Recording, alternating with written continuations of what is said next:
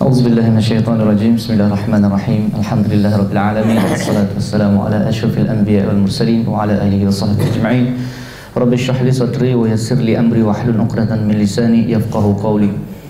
Yang berusaha tuan pengurusi majlis yang dihormati Encik Muhammad Madani Sahari, CEO Malaysia Automotive Institute ataupun MAI, Encik Suhaili Sahari, pengurusi Mahat Tahfiz Al-Falah Negeri Sembilan, Seremban, Encik Syarizan Sulaiman, wakil daripada Rumah Kasih Harmoni Paijaras, dan yang kita raikan pada petang yang penuh barakah ini iaitu adik-adik kita lah daripada Mahat Tahfiz dan juga daripada Rumah Kasih yang kita raikan pada petang yang berbahagia ini. Alhamdulillah, pertama-tama sekali marilah kita merafak kesyukuran kepada Allah Subhanahu Wa Taala, kita dapat bersama dalam satu majlis yang barakah, tempat yang barakah, waktu yang barakah, bulan yang barakah, ya, bersama dengan adik-adik kita insya-Allah yang membawa keberkahan juga, ya, yang mana hamlatul Quran, ya, yang membawa ataupun menghafaz Al-Quran, ya, yang kita raikan pada petang berbahagia ini. Alhamdulillah, sebenarnya saya bukanlah orang yang layak untuk bercerita panjang tu, cuma kita daripada tazkirah tu saya sesuai lebih katakan sebagai perkongsian lah. Jadi sebelum kita terus kepada tajuk ni, peranan jurutera dan industri dalam pembangunan umat Islam, saya ingin berkongsi sedikit berkenaan dengan kita sekarang berada di dalam bulan Ramadan, yang mana kali pertama berpuasa itu difardukan ke atas umat Islam ialah pada bila adik-adik? Tahun berapa hijrah? Pada tahun 2 hijrah, pada tahun 2 hijrah kali pertama difardukan berpuasa itu kepada umat Islam. Dan pada tahun yang pertama itulah umat Islam hendak berpuasa itu, pada tahun itulah berlakunya peperangan Badar Al-Kubra, iaitu pada 17 Ramadan. Jadi itulah kali pertama berpuasa, itulah kali pertama peperangan berlaku dalam sejarah Islam, ya. Dan apa yang mengejutkan lagi juga, pada kali pertama itu jumlah umat Islam sangat sedikit, ya. 313 ataupun 300 lebih, melawan lebih daripada 1000 kaum musyrikin Mekah. Dan Alhamdulillah, mungkin berkat daripada, ya, keimanan mereka, tambah lagi dengan puasa mereka telah berjaya dalam peperangan tersebut, beroleh kemenangan dari Allah SWT, mengurniakan kemenangan. Jadi kisah ini semua saya nak relatekan sedikit, saya nak kaitkan sedikit juga dengan apa yang kita akan ceritakan selepas ini berkenaan dengan pekerjaan kita jurutera industri sebagai ibadah dan juga sebagai jihad kita pada masa ini. Kalau kita lihat dulu Rasulullah SAW dan para sahabat, mereka berjihad mempertahankan agama Islam sehingga terpaksa orang kata terlibat dalam peperangan untuk mempertahankan maruah Islam. Tapi kita pada hari ini umat Islam, khususnya kita yang berada di Malaysia, kita tetap juga berjihad, tetapi dengan jihad versi baru, zaman baru, dengan berjihad dengan jihad ilmu, dengan jihad ekonomi, ya. Jihad kita melawan nafsu kita sendiri juga adalah satu jihad yang sangat besar, seperti yang kita biasa dengar, ya. Okey, insya-Allah kita akan teruskan kepada, sukalah kalau saya nak menghuraikan definisi tentang apa tajuk yang kita bincangkan pada hari ini, iaitu berkenaan dengan peranan jurutera dan industri dalam pembangunan umat. Kalau kita lihat apa maksud jurutera, adik-adik sini ada yang cita-cita nak jadi engineer jurutera, ada tak? Hafiz, jurutera hafiz, ada? Ataupun yang nak jadi Protas, professional ustaz. Sekarang ni kita tengok dekat UIS ni pun ada menyediakan kursus hafiz kepada jurusan-jurusan profesional, ya. Jurutera, doktor, lawyer dan sebagainya. Okey, kita tengok jurutera, kalau kita dalam kamus dewan lah, sebenarnya simple je maksud dia. Jurutera ni ialah orang yang terlatih di dalam hal mereka cipta, membuat, menggunakan jentera dan mesin. Agaknya tera tu daripada perkataan jentera kot. Jurutera tu mungkin tera tu daripada perkataan jentera sebenarnya, ya. Dan kejuruteraan pula ialah hal-hal yang berkaitan dengan jentera atau mesin. Kalau adik-adik tengok kat luar tadi kan, kita tengok ada design kereta, gambar-gambar kereta, nampak tak tadi adik-adik? Nampak? Itu antara satu. Mereka ini terlatih dalam bidang inilah, mereka cipta dan sebagainya. Kemudian kita pergi kepada industri. Perkataan industri maksud dia ialah perusahaan secara besar-besaran. Dia buat bisnes ataupun perusahaan secara besar-besaran.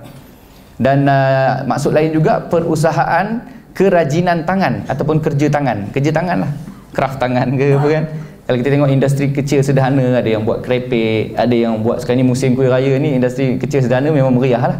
yang buat sempritnya, ada yang buat kuih bahulunya. Kalau dulu bahulu tu simple je, warna coklat je.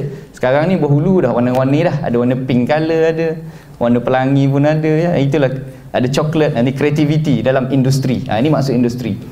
Jadi yang seterusnya pula, maksud ketiga industri ialah perusahaan besar-besaran menghasilkan dan mengeluarkan barangan. Okey, itu industri. Seterusnya dalam pembangunan umat. Kita tengok apa dia maksud pembangunan. Pembangunan ni rasanya semua tahulah. Nak membangunkan, kalau tengok dalam Kamus Dewan, maksud dia perihal membangun ataupun memperkembangkan ataupun memajukan sesuatu kegiatan. Okey, dan terakhir sekali ialah umat Islam. Dan dalam Kamus Dewan, maksud umat ni diambil daripada perkataan Arab ummah. Umat ini bermaksud pengikut kepada Nabi ataupun pengikut sesuatu agama, dan dalam konteks kita umat Islam itu pengikut ataupun umat kepada Nabi Muhammad sallallahu alaihi wasallam. Alhamdulillah. Jadi kita tengok tadi apakah peranan jurutera, orang yang kepakaran dia bidang mereka cipta, mengendalikan mesin. Dalam konteks kita pada hari ini di Malaysian Automotive Industry lebih kepada penghasilan apa? Ada dia tahu? Penghasilan kereta, kenderaan. Okey, jadi apakah peranan mereka ini dan peranan industri ini dalam membangunkan umat Islam, iaitu umat Nabi Muhammad sallallahu alaihi wasallam. Alhamdulillah. Kalau kita lihat, jurutera ini adalah salah satu sebenarnya daripada bidang kerjaya lah, kerja, orang kata kerja ya. Dan kita selalu mendengar bagaimana kerja itu adalah satu ibadah. Kalau kita tengok dalam Islam ni, kita tengok dalam satu sebuah hadis Rasulullah sallallahu alaihi wasallam ya, hatta tabassama li akhihi sadaqah. Senyum kepada saudara kita itu pun juga dikira sebagai sedekah. Kalau kita musim bulan puasa ni, Rasulullah SAW menggalakkan kita banyakkan bersedekah. Tak ada duit sangat dah, kita pandang kawan sebelah kita senyum. Cik Nordin, alhamdulillah saya pun dah bersedekah pun Cik Nordin. Jadi ini hadis Rasulullah SAW sebut. Bismillah. Ini adalah daripada hadis Rasulullah SAW, yang mana sekecil-kecil perkara senyum itu juga dianggap sebagai sedekah. Yang mana sedekah itu juga adalah ibadah ya. Jadi begitu juga dengan mengalihkan halangan ataupun mengalihkan duri di jalanan pun juga dikira sedekah ataupun dikira sebagai ibadah ya. Sekecil-kecil, kalau kita tengok dalam kajian sains, senyum itu hanya menggerakkan sedikit saja otot. Betul kan dia? Sedikit saja otot berbanding kita nak masam. Betul, cuba dia cuba masam muka, tengok. Kita nak kena gerakkan tenaga kita, mata, muka kita, betul tak? Tapi dengan senyuman sikit je, simple je sambil tidur pun orang senyum sekarang ni jangan main-main. Jadi apatah lagi kalau kita balik kepada konteks kita bekerja tadi, jurutera ini kerja dia bukannya senang kerjanya macam-macam perkara yang perlu dilakukan dengan memerah otaknya untuk mereka cipta, design. Apatah lagi kalau yang bekerja di bahagian teknikal ya, yang hari-hari menghadap mesin, menghadap jentera-jentera berat ya. Rasanya jauh lah lebih berat daripada kita, memang betul lah, daripada kita hanya sekadar untuk senyum. Jadi jurutera ini juga adalah satu ibadah. Kerjaya itu satu ibadah. Dan kita tengok bekerja ini adalah anjuran dalam Islam yang kita biasa dengar dalam, kalau kita dah hari Jumaat tu kita dengar dalam surah Jumaah A'udzubillahi minasyaitonirrajim. Bismillahirrahmanirrahim. Adik-adik hafiz kita ni macam mana Wa idza qudiyatis salah fantashiru fil ard wabtaghu min fadlillahi wadhkurullaha katsira la'allakum tuflihun Apa dia maksud adik-adik? Saya ni bukanlah tafsir Quran, jadi saya baca kat sini lah maksud dia Maksud dia surah Jumaah ayat 10. Kemudian setelah selesai solat, maka bertebaranlah kamu di muka bumi untuk menjalankan urusan masing-masing, dan carilah limpah kurnia daripada Allah, serta ingatlah Allah sebanyak-banyaknya dalam setiap keadaan, supaya kamu berjaya di dunia dan di akhirat. Betul tak ayat saya baca tadi? Ada silap kot. Wa idza ke fa idza? Wa idza, betul Okey, jadi ini adalah salah satu daripada ayat Al-Quran yang menunjukkan bahawa Allah Subhanahu Wa Taala menyuruh kita bertebaranlah di muka bumi ini untuk kita bekerja apa bidang sekalipun, selagi ianya halal dan mengikut syariat yang ditetapkan oleh Allah Subhanahu Wa Taala. Dan semayang dulu. Itu yang utamalah. Jangan bekerja je tapi tak semayang. Sembahyang dahulu, selesai solat, selesai urusan dengan Allah, urusan kita dengan dunia dengan kerja kita teruskan. Ya Allah, tafadhal, silakan. Ini arahan daripada Allah, suruhan daripada Allah Subhanahu Wa Taala. Dan disebut juga dalam ayat, dalam surah yang lain, dalam surah Al-Qasas ayat 77, A'udzubillahi minasyaitonirrajim. Bismillahirrahmanirrahim. Wabtaghi fima ataakallahu ad-daral akhirah wa la tansa nasibaka minad dunya wa ahsin kama ahsanallahu ilaik wa la tabghil fasada fil ard innallaha la yuhibbul mufsidin. Ya. Jadi dalam ayat ini juga sama, konteks yang sama juga. Allah Subhanahu Wa Taala berfirman yang maksudnya, dan carilah pahala untuk negeri akhirat kita. Wabtaghi fima atakallahu daral akhirah. Rebutlah, carilah pahala, persediaan bekalan kita untuk negeri akhirat dengan apa yang telah dianugerahkan oleh Allah kepada kamu. Tetapi, ada tetapi kat situ. Wala tansa nasibaka minad dunya. Janganlah lupakan, maknanya jangan lupa nasib kita terhadap dunia. Maknanya kamu jangan lupakan kebahagiaanmu hidup di dunia. Ya? Maknanya dalam pada kita mencari bekalan akhirat, Allah Subhanahu Wa Taala memberi ruang juga kepada hamba-hambanya untuk mencari kebahagiaan hidup di dunia. Dengan cara apa? Dengan cara bekerja, kan? Dengan cara kita belajar, menuntut ilmu, ataupun membuat industri seperti ini, ya? Industri menghasilkan barangan-barangan dan sebagainya. Itu semua adalah kerja yang kita boleh anggap sebagai ibadah. Dan Allah sambung lagi ayatnya, dan berbuat baiklah kepada orang lain sebagaimana Allah Subhanahu Wa Taala telah berbuat baik kepada kamu, dan janganlah kamu berbuat kerosakan di muka bumi. Sesungguhnya Allah tidak menyukai orang-orang yang berbuat kerosakan. Jadi dalam suruhan Allah Subhanahu Wa Taala dalam dua perkara tadi, pertama Allah suruh kita beribadah, kita cari bekalan akhirat. Yang keduanya Allah suruh kita bekerja, Allah suruh kita cari kebahagiaan kita di dunia. Dan Allah bagi amaran satu, apa dia? Amaran dia, jangan melakukan kerosakan. Berbuatlah baik tapi jangan lakukan kerosakan. Kalau kita tengok ayat ni sebenarnya berkaitan, ya, dengan kerosakan ini. Yang kita tengok satu ayat lagi yang kita biasa dengar dalam Al-Quran, macam mana? Zaharal fasadu fil barri wal bahr bima kasabat aydin nas, ya. Telah nyata dan jelaslah kerosakan di muka bumi dan di lautan, di darat dan di lautan, dengan sebab tangan-tangan manusia. Ini juga berkait juga dengan industri yang kita cerita ni, ya. Jadi untuk kita menjalankan kerja sebagai jurutera Islam, nak membangunkan umat Islam, haruslah kita melakukan ataupun menjalankan industri itu dengan melakukan kebaikan kepada orang dan tidak melakukan kerosakan. Ya? Kerosakan tu adalah syarat penting dia. Allah dah warning situ, Allah tidak suka kepada orang yang melakukan kerosakan. Jadi kita lihat jelas di situ bahawa peranan jurutera ini sebenarnya menghasilkan sesuatu yang memberi kemudahan pada kita. Betul tak adik-adik? Ya? Zaman sekarang kita ada kereta, ada motor, ada Facebook, ada handphone, ada smartphone. Kalau dulu orang bayar zakat, nak kena jumpa sekarang ni pakai SMS pun boleh. Ada perkhidmatan zakat SMS, macam-macam cara. Teknologi yang disediakan tujuannya ialah untuk memudahkan manusia. Ada ke teknologi yang orang buat untuk menyusahkan manusia? Ada tak? Orang cipta tangga, nak naik bangunan, sepatutnya tak payah tangga.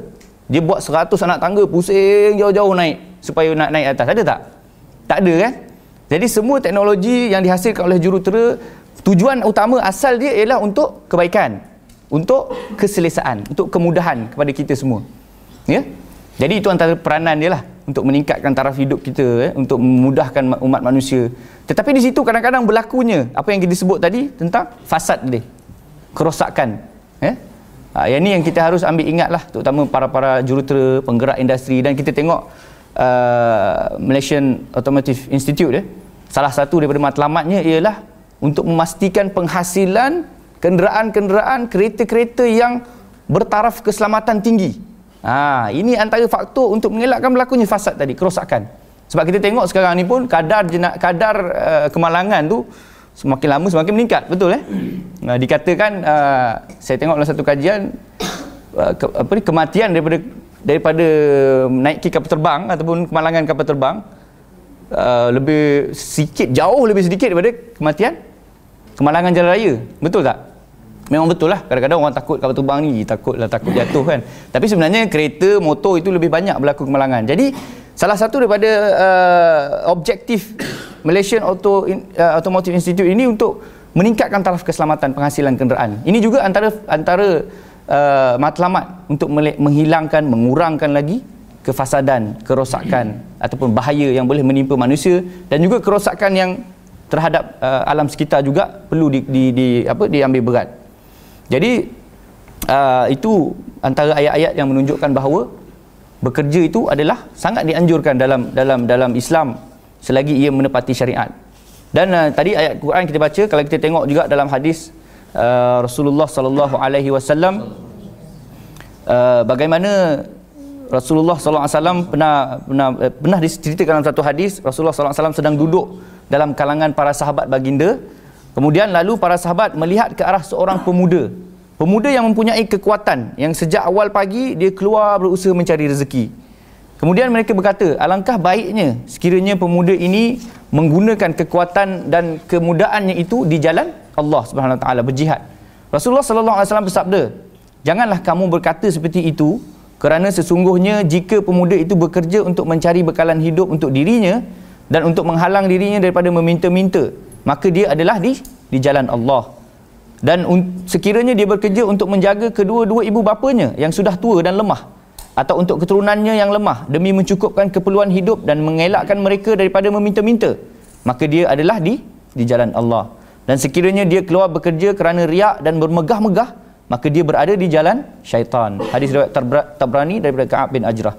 Jadi ini antara saranan Rasulullah sallallahu alaihi wasallam menunjukkan bahawa mereka yang bekerja, berhempas pulas mencari rezeki, sesuap rezeki untuk keluarga, tujuan mencari nafkah, selagi mana dia menjaga syariatnya, dia menjaga solatnya, dia menjaga puasa, zakat dan sebagainya, insya-Allah dia akan berada di jalan Allah. Mana dia juga turut berjihad bersama. Kalau kita tengok hari ini, jihad ekonomi, jihad dalam memajukan ekonomi kita, ekonomi umat Islam khususnya. Dan apa yang saya diberitahu oleh Encik Azrul tadi, bahawa industri otomotif di Malaysia inilah khususnya, dan di mana-mana tempat sekalipun, adalah antara pemangkin kepada industri dan kemajuan sesebuah negara itu. Dan apa yang kita ada di Malaysia ini, hampir 800,000 pekerja, sama ada daripada juruteranya ataupun juruteknik, bahagian teknikalnya, yang bekerja di bidang ini, dalam memajukan industri otomotif negara. Bukan sekadar untuk menghasilkan kereta untuk kita gunakan, tetapi mereka ini bekerja untuk menyara kehidupan keluarga, untuk anak isteri, untuk ibu bapa, Dan seperti yang kita katakan dalam hadis tadi, kita sebut dalam hadis tadi, bahawa kalau betul caranya, betul niatnya, betul matlamatnya, betul tujuannya, insya-Allah ia akan dikira sebagai ibadah dan juga jihad.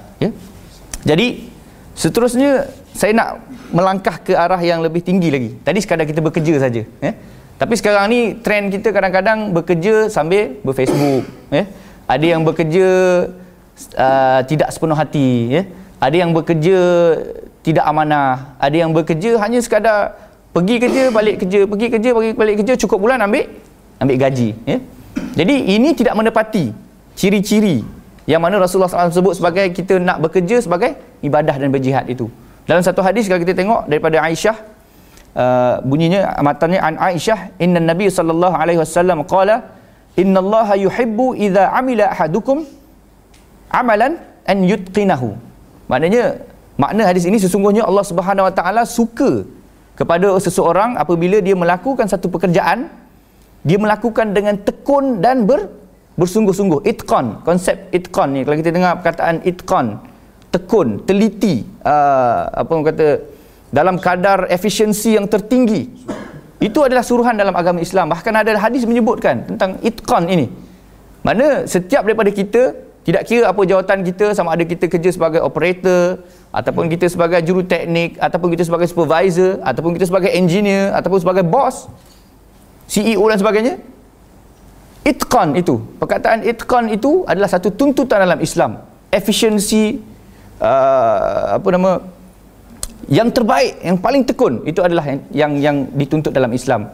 Dan saya juga diberitahu tadi, MAI juga antara peranannya ialah untuk melatih pekerja-pekerja kita, operator ataupun juruteknik, supaya mereka dapat meningkatkan skill, kemahiran mereka, dapat meningkatkan efisiensi mereka, dapat meningkatkan pengetahuan mereka, pengalaman mereka, supaya mereka yang berada pada takuk yang di bawah dapat naik ke atas lagi, naik ke atas lagi, naik ke atas lagi, akhirnya menjadi seorang yang orang kata dapat menjadi pemimpin juga, leader pula kepada orang-orang yang baru. Jadi ini adalah salah satu contoh itqan yang kita nak cari. Itqan, ketekunan. Ini perkataan Melayu juga, tekun ni mungkin ambil dari perkataan itqan juga jadi efisiensi, ya. Yang ni juga yang kita perlu tekankan, ya, kepada, khususnya kalau kita tengok mungkin ada di luar sana pekerja-pekerja yang bekerja bahagian operator, ya, harus sentiasa meningkatkan kemahiran